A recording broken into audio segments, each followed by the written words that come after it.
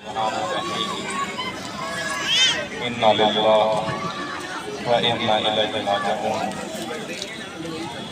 عزیز علامہ کربلا، آپ سبھی حضرات صبح سے جلوس امام حسین علیہ السلام برپا کرتے چلے آ رہے ہیں۔ شہزادی کون ہے؟ آپ کے ہر قدم کا شرف ہے، پوری اللہ کرتا ہے۔ اولاً کہ یہاں پہ جتنے بھی دوستان اور آئے ہیں، میرے ہندو بھائی ہیں، مسلم بھائی بھی ہیں، اور جگہ مذہب سے تعلق رکھتے ہیں، ان کا شکر گزار ہوں کہ آپ حسین کی بدبہ میں آئے ہیں۔ اور اس کے بعد یہاں کی تمام پرشاسن کا مومنین ہردوا گنج کی طرف سے گزارش ہے کہ آپ نے امام حسین علیہ السلام کے ہر کام کے لیے حصہ لیا۔ اور امام حسین علیہ السلام اتنا کریم ہے، اتنا رحیم ہے کہ امام حسین علیہ السلام کسی بھی کوئی چیز اپنے پاس نہیں رکھتے، اور انشاءاللہ جلد سے جلد وہ لوٹا دیں۔ اور یہاں کے چیئرمین کو مومنین ہردوا کی طرف سے شکر گزار ہیں کہ سبھی کہ آپ نے یہاں میں سہیوگ کیا اور جلوس کو بہت کامیابی کی طریقے سے کربلا تک پہنچایا۔ اور اگر آپ مطلب کربلا اس کے بعد جہاں پولیس پرشاسن سے سبھی لوگ شکر گزار ہیں کہ آپ نے کس طریقے سے جلوس کے دوران جلوس ہم لوگوں کی مدد کی، اور مدد کرنے کے بعد صحیح اور سلامت اور صحیح و سلامتی کے ساتھ کربلا کو جلوس کو کربلا تک پہنچایا۔ اگر مجھ سے کہا جائے کہ دنیا میں کائنات میں سب سے سکون اور سب سے اطمینان جگہ کون سی ہے، تو میں سب سے پہلے ہندوستان کا نام لوں گا۔ ہندوستان اس لیے نام لیا جائے گا کیونکہ یہ ہندوستان وہ جگہ ہے جہاں ہندو بھی حسین کا غم مناتے ہیں، مسلم بھی حسین کا غم مناتے ہیں، سکھ بھی حسین کا غم مناتے ہیں۔ تمام عالم مذہب کے جتنے بھی ماننے والے ہیں اپنے اپنے سب امام حسین علیہ السلام کا غم مناتے ہیں۔ اس کی وجہ یہ ہے کہ امام حسین علیہ السلام نے خود ہندوستان آنے کی خواہش کی۔ امام حسین علیہ السلام نے خود ہندوستان آنے کی خواہش کی تھی۔ اللہ تعالیٰ نے مطلب کربلا وہی امام حسین علیہ السلام کربلا میں 3 دن کا پکڑا تھا، کل خنجر سے دفاع کیا۔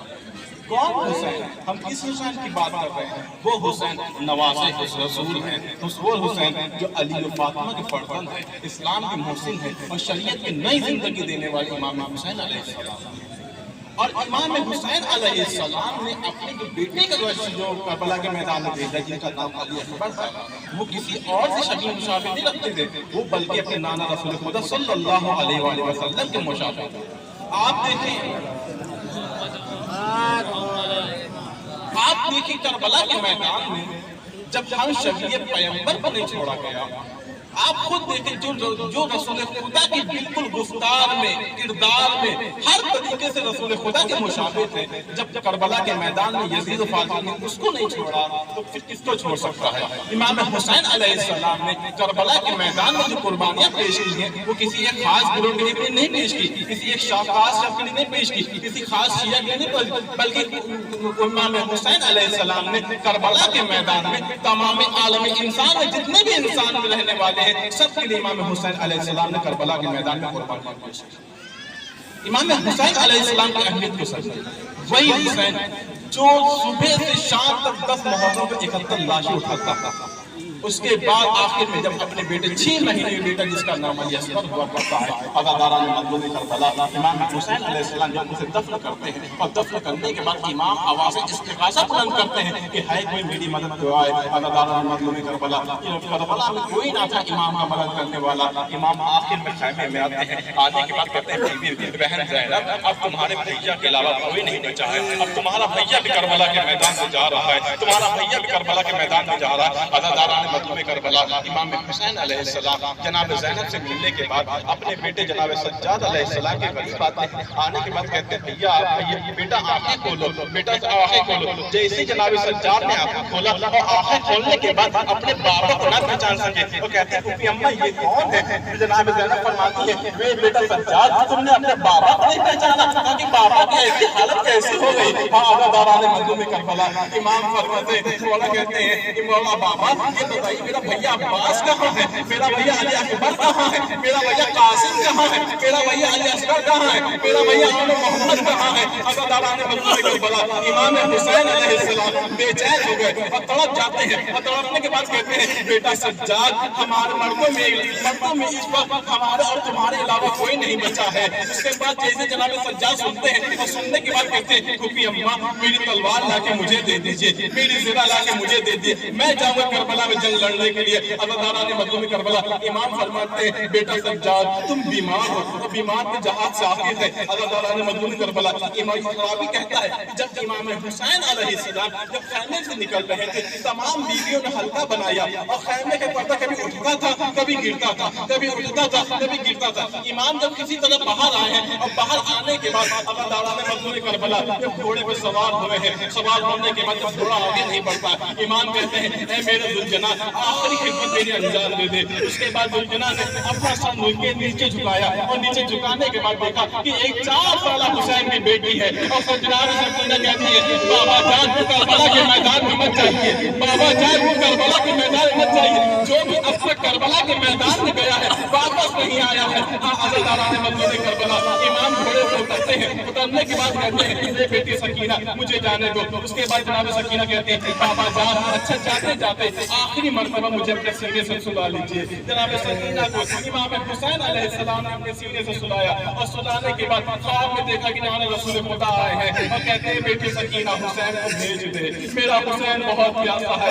अज़ादारान मज़लूम करबला जैसे जनाब सकीना ख्वाब से बेदार होती है और तड़प जाती है और कहती है बाबा जान आप करबला जाइए, आप करबला जाइए, नाना आपको बुला रहे हैं। अज़ादारान मज़लूम करबला इमाम जब करबला जाते हैं और जाने के बाद जंग लड़ते हैं और जंग लड़ने के बाद फौज अश्कर जब जंग लड़ते हैं और कहते जाते हैं तुमने मेरे अब्बास को मारा, तुमने मेरे कासिम को मारा, तुमने मेरे अली अकबर को मारा, तुमने मेरे आम मोहम्मद को मारा, तुमने मेरे अली असगर को मारा। अज़ादारान मज़लूम करबला इमाम जंग करते जाते हैं। एक मर्तबा सदाए गैबी आई या अय्युहन नफ्सुल मुतमइन्ना इरजिई इला रब्बिका राज़ियतन मर्दिया। ऐ हुसैन अब अल्लाह का तेरा रब मुझसे राजी हो गया। जैसे इमाम ने ये सुना, इमाम ने सुनने के बाद इमाम ने अपनी तलवार को नियाम में रखी और नियाम में जैसे रखा भागी हुई फौज वापस आ गई। अज़ादारान मज़लूम करबला रवायात में मिलता है कि जिसके पास कुछ भी नहीं था वो करबला की खाक और पत्थर उठा के इमाम को मारता था। एक पत्थर इमाम की पेशानी पे लगा और पेशानी पे लगने के बाद इमाम को संभला ना किया। इमाम हुसैन अलैहिस्सलाम जब ज़ीन से जमीन पे आए, अज़ादारान मज़लूम करबला रवायात में मिलता है कि 2 लाशें ऐसे थे, इमाम हुसैन का लाशा और एक इमाम हसन का लाशा। रवायात में मिलता है कि इमाम हसन के जनाजे पर तीर थे और इमाम हुसैन अलैहिस्सलाम का जनाजा तीरों में मुअल्लक था। अज़ादारान मज़लूम करबला उसके बाद शिमर आगे बढ़ता है। आगे बढ़ने के बाद रवायात में मिलता है कि अपने खंजर को पहले बंद करता है, अपने दांत में जो तलवार होती है चाकू का धार होता है उसको पत्थर में मारता है ताकि जो धार खत्म हो जाए। फिर इमाम के ऊपर आता है, आने के बाद इमाम के ऊपर सवार होता है और सवार होने के बाद इमाम की सर को पकड़ता है और सर पकड़ने के बाद इमाम की गर्दन में सूली फेरना शुरू करता है। उधर से चिल्ले ज़ैनबिया से जनाब ज़ैनब सलामुल्लाह अलैहा खड़े देख रही थी और कह रही थी ऐ शिमर मेरे भाई के ऐसी कौन सी खता हो गई है जो तू इसे बेदर्दी से कत्ल कर रहा है। अज़ादारान मज़लूम करबला जब इमाम हुसैन अलैहिस्सलाम को कत्ल कर दिया गया, रवायत में मिलता है कि अरब का दस्तूर था जब किसी को कोई कत्ल कर देता है उसका सामान छीन ले जाता है। एक शख्स आगे बढ़ा, आगे बढ़ने के बाद इमाम ने अंगूठी पहनी थी, इमाम ने अंगूठी पहनी हुई थी। उसके बाद देखा कि इमाम की जब अंगूठी उतार रहा था लेकिन वो अंगूठी नहीं उतार पा रहा था। उसने क्या किया, इमाम के उंगली को एक पत्थर में रखा और रखने के बाद इमाम के उंगली पे ऐसा मारा कि इमाम की उंगली उसके इमाम के हाथों से जुदा हो गई। करबला के मैदान में नवासे रसूल को 3 दिन का धोखा प्यासा खंजर से खत्म कर दिया गया। हाय हुसैन, हाय हुसैन।